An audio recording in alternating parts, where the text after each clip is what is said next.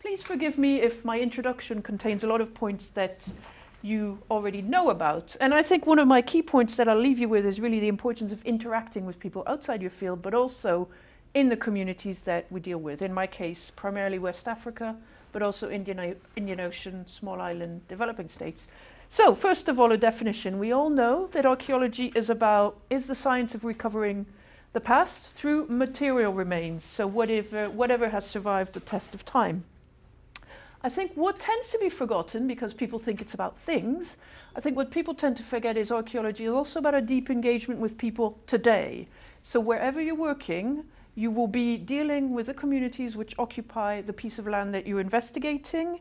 And also, much of your data have relevance to the present situation. So most archaeologists, I think it's fair to say, are also at heart anthropologists.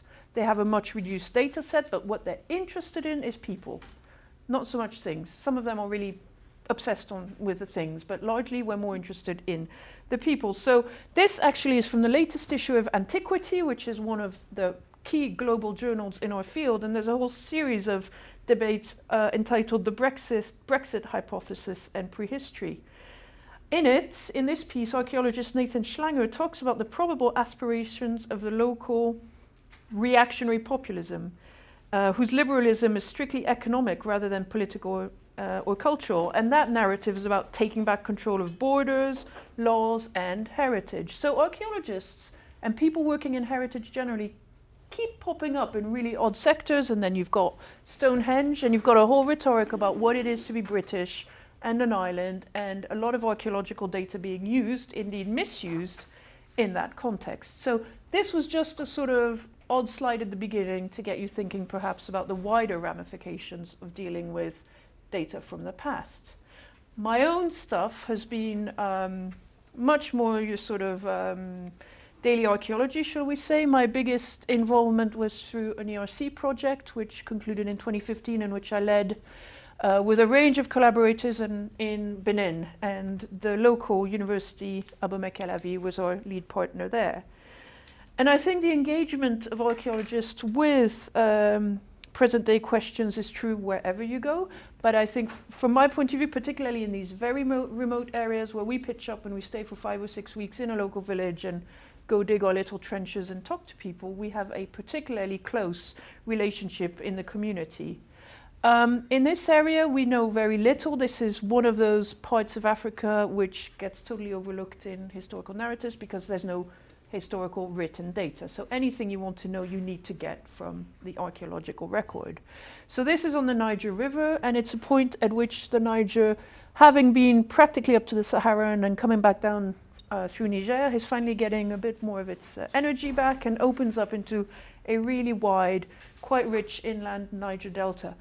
Lots of things to be said here about exploitation, increasing growth of genetically modified cotton and rice. These are issues that people are quite upset about locally, but I only know about them anecdotally. This is what we do. This is a map created by one of my former doctoral students, and it shows places at which basically we identified evidence of past settlement. And I'm going to go back to this map later on. I just wanted to show you, it's perhaps not terribly exciting, but this is what it looks like. Now the point here, these are elevations in the landscape, and all this stuff is broken pottery or remains of walls. So it may look like nothing, but once you get your eye in and you start seeing this everywhere, it is actually quite mind-boggling, because these areas are not particularly densely settled at this time, apart from, of course, the river bank. This is the kind of stuff we find. If we're lucky, it's essentially items that people have discarded. Again, we are totally hostages of the nature of our material. Only stuff that... This stuff is about 1,000 years old. So you're not going to get textiles or any kind of direct behavioral evidence. What you do get, however, which will be, I'm sure, very interesting to people in this room, is you do get crop remains, particularly in the sites that we've sampled a bit more fully, and you sieve everything to a very fine grade. And we have been able to show what kinds of things people were eating, and also what the environment may have been like. So here, this mound is enormous, 26 hectares, and was abandoned about 1300 AD. And through the sequence, which is 1,000 years old, we could see what kind of things people were eating. I'm talking mainly about crops, but we can see which animals they were exploiting as well. Pearl millet, sorghum, and African rice were key elements of their diet. The rice, people were so excited locally to know that their ancestors had been eating rice. For some reason, it was really pertinent in local minds. The analysis of the charcoal fragments has suggested an agroforestry parkland environment dominated by shea butter and other useful trees, and a regular exploitation of riverside vegetation. So altogether, these data point to a slightly wetter environment at that point than it is now. So to go back to this map, I did threaten to do that. These are not all points that we managed to date, but we can roughly indicate their age based on the kind of stuff that occurs there. What is interesting is you've got an abundance of archaeological sites clustering around rivers, which is probably not that surprising. Most of the sites seem to date between 800 and 1400. And it's quite curious that after that date, we don't really find any of these mound settlements much more. And I will go back to this. A point about the engagement, so we pitch up and we dig these little holes using members of the local community. We are introduced by the local dignitaries, we operate with research permits, and the whole hierarchy is informed of our presence. We often have town hall meetings to explain what it is we look for, because in Benin, as in Switzerland, people come and they say, oh, are you looking for gold? Are you looking for your ancestors? So there's a lot of explaining. This is not unique to West Africa. People always are quite curious to know what it is we're looking for and suspect that we have motivations which we do not, i.e. searching for treasure. And I think Indiana Jones hasn't helped in that regard. They're so disappointed to see what we actually find, and then they think maybe we're selling the potsherds. And it's like, no, nobody wants to buy them. So we go back, and this was actually my anthropologist colleagues insisted, and they were quite right to do so, that we designated the whole field season at the end of the project to go back to the villages, and with lots of visuals, because literacy rate here is about 17%, to go to the villages and use visuals and local interpreters and a whole range of different strategies and tell people what it is. They welcomed us for 4 years into their region, so we go back and say, at this point, this is what we know. So that's what we did in 2015. And again, these informants are absolutely fundamental. These people know where the archaeological sites are, and they all have ideas about them. Some of them are historically actually more accurate than anything we could ever do. So if it's the 19th century settlement which preceded that one, these people can tell you that. We cannot find it for various scientific reasons that I won't go into. So that's about the engagement and the sort of fact that we have, I'd like to think, this really good interdependency with the people who've helped us throughout the years.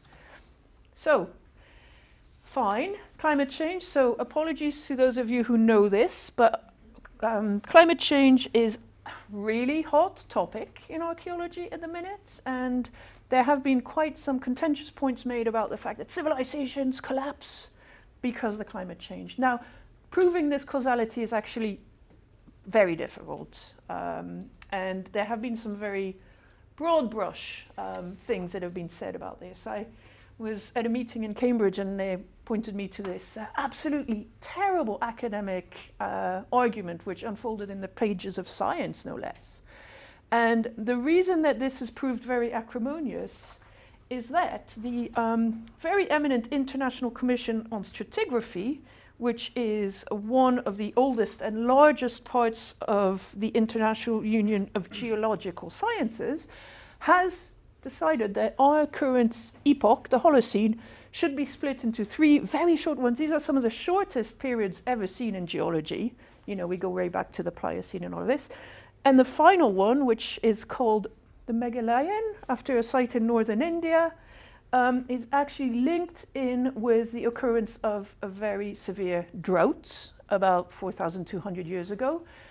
The argument, and I actually don't think anybody thinks this is true, but the argument has been made that this drought was so widespread and traumatic that it caused the collapse of all these very famous ancient civilizations. Through, as you can see, Asia and Africa and Europe, throughout the old world, basically. So that would have been 4,200 years ago. You get evidence for a very severe drought, which has been found by archaeologists, paleoenvironmentalists, etc. Now, the link with collapse, from everything I've read, doesn't work. I want to hasten to add that. It isn't such a close correlation between this environmental change and the collapse of all these wonderful civilizations, but the key point, the reason I'm mentioning it, is that it links archaeological and geological data, and for the first time, because most of these other eras, the human presence was negligible and the impact on the environment was negligible. Here we have climate change, which is coming in as a key consideration in all of this. So I'm just going to mention a project I was very interested to hear about when I was in Cambridge recently, which is also an ERC-funded project. And the Indus Civilization is one of those intriguing ones which suddenly collapsed, and nobody quite knows why. It's South Asia's first complex society. It developed across a whole range of very distinctive environmental and ecological zones. And you've got westerly winter rains overlapping with the Indian summer monsoon, hence the name of the project, Two Rains. And the lead is Cameron Monroe from the University of Cambridge. And the suggestion is that the location of this civilization in a part of the world that receives both winter and summer rain would have made it uniquely suited to resilience, and that it encouraged development of seasonal crop rotation way before some of the other major civilizations in the world. And they've tied that into some of the current debates over water scarcity throughout India, and their field of inquiry is up here. So as you can see, deeply problematic in terms of water availability. So the idea is that the people of the Indus civilization, who were used to a predictably unpredictable climate, suddenly were faced with more unpredictability than they could cope with, and moved eastwards to areas where they could develop a more diverse environmental crop strategy. And again, funny way in which these things get taken up by the media. This is the pottery, the potsherds that this team was collecting, and this is the coverage they get in the Mirror, which is basically, just very briefly, archaeologists, probably boffins or someone, have discovered that rice was cultivated in India at the same time farming techniques were developed in China, 400 years earlier than previously thought. The new information confirms that the Indus people were the world's earliest farmers, after they were previously thought to have learned rice farming techniques from the Chinese, which is all true and all very interesting. But you get to this kind of headline, which is a tiny bit mysterious to me. But anyway, it makes a good story. So I'm going to go back to my stuff now. I realize I'm running short on time. This is the map I showed you earlier, and I mentioned that after 1400, we don't seem to identify any of the large sites that we'd seen previously, and we did wonder, of course, about climate change, because other parts of West Africa see this pattern at around the same time. So you're looking for a large-scale event. Disease is the other one that's often mentioned, because this would have been a regional phenomenon. And again, land-people interactions are a really big topic in this archaeology, as in any parts of the world. And this is fundamentally interdisciplinary work, because you need climate scientists, you need soil experts, you need archaeologists, anthropologists, you have a whole range of techniques linked to it. So it's in itself entirely interdisciplinary. But I was quite interested to see that the data do seem to suggest a drier period at exactly the time that we see our sites disappearing. So again, I say this cautiously, I don't think there's a one-on-one correlation, but it's just thinking about possibilities. And I owe this insight to my colleague in Brussels who pointed me to this. Now, just in a final few slides, I want to talk a tiny bit about where I'm moving now. I'm continuing to work in Benin, but I've moved 800 kilometers to the south to the coastline, because I'm very interested with the colleagues from Abomey-Calavi to think about how we might become involved in the current government's extensive plans to bolster tourism in Benin. They want to quadruple the share of GDP of tourism. Tourism is the second earner in Benin after cotton, earner of foreign earnings. In Ghana, I know that there's a similar plan afoot to develop a lot of the tourist industry. And in Benin, what's interesting is that it is entirely or greatly centered on heritage and on the transatlantic slave trade. So they have very ambitious plans to create 4 new museums, to build a replica slaving ship. And All of the debate on the repatriation of African cultural heritage, which you've probably heard about, kind of feeds into that, because Benin would be one of the early recipients of the looted materials. So we've been looking at coastal erosion, actually, and this is a lovely environment. The Mono River starts in Togo, runs over 400 kilometers, draining 20,000 square kilometers, goes into the Atlantic in this area, which is a nature reserve. Erosion is very, very prevalent. It's increased sedimentation as well. It's a very big concern for the people locally, and it's something that we've been noticing. You can't help but notice. If you walk along the sides of the islands, you will find archaeological material, usually European post-contact, so 1500 onwards. Cannonballs, ceramics, pipes, and it's just lying in the river. They also told us the depth of the river has decreased majorly in the last 10 years. So this is a very, very quickly moving environment. So we did, it was largely a training excavation with 8 of the current archaeology students of Abomey-Calavi and 2 postdocs that I've worked with for a long time. The stuff we found is I stole this from the internet, but it's the same kind of stuff. It's European, probably Dutch manufactured pipes. I haven't got a good picture because it stayed in Benin. There's one of the students there is doing his MA dissertation on it. One of my MAs is looking at the pottery, so she's just come back from Benin. Cowries is something I've been very interested in the past, and I'm happy to talk to anybody about cowrie shells, but I won't do so now. And the imports, you've got a bit of European stuff, but it's largely locally made pottery, we think, earthenwares. So it gives you a bit of indication about the encounter in the post-European period between the incomers and the local communities. And we were working with a local NGO because this is a nature reserve and they put us up in their premises, and their interest in our project was to try and develop, they say the tourists they get are very interested in knowing a bit more about the history of the area. So they were bringing us on board to sort of enhance their tourist offer, and we did get a lot of questions actually. As soon as people see a trench, they come and look at you and say, what are you doing? So we were working alongside this NGO, which primarily has been concerned with the preservation of biodiversity and the animal species in the area. It's a big nesting site for 4 kinds of turtle, and mangrove and other projects. Mangrove replanting is much of what they do. But on the back of our experience here last June, this guy made a brief film, interviewed a number of us, and then put it up on YouTube. So the idea is, again, to try and add a tiny bit more of the archaeology and history. I have a real problem with the way that Sub Saharan Africa is often portrayed as lacking in any history whatsoever. That's completely wrong, and that you should get people like Nicolas Sarkozy saying that in public a few years ago is absolutely shocking. So for me, part of this work is really important to show people that there was actually quite a lot of activity happening, and this, of course, ties in with priorities from our local colleagues.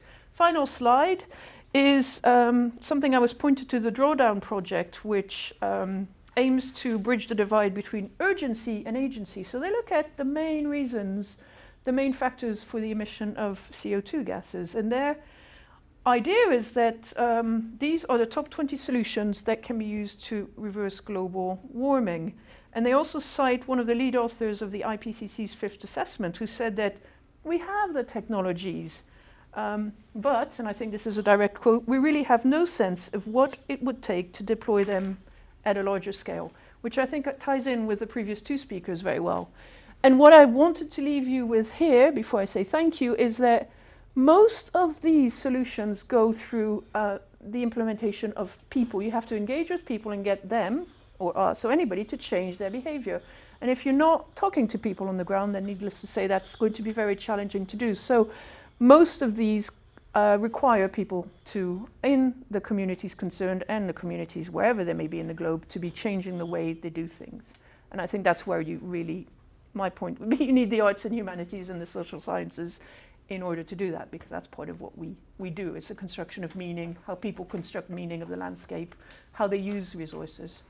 So I will leave it there. Thank you very much for your attention, and sorry this has been a bit quick. Thank you.